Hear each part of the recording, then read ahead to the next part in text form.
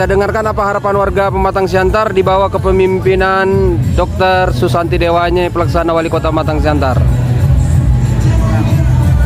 Horas Pak. Horas. Siapa namanya Pak?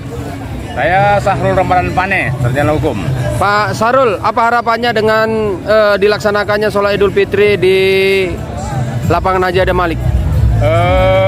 Saya berterima kasih, begitu juga dengan masyarakat Kota Pematang Siantar yang sudah 2 tahun tidak melaksanakan sholat Id di lapangan Adam Malik ini.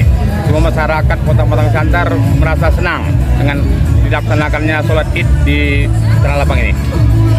Kemudian terpilihnya Ibu Dr. Susanti Dewayani SPA ini dengan moto bangkit bersama menuju masyarakat sehat, sejahtera dan berkualitas hingga pembangunan Kota Pematang Siantar ini semakin maju.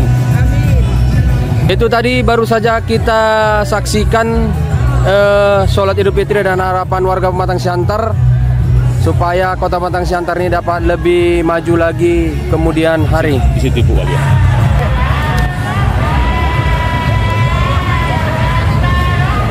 Dari lapangan Haji Adam Malik, Tagor Stohang melaporkan.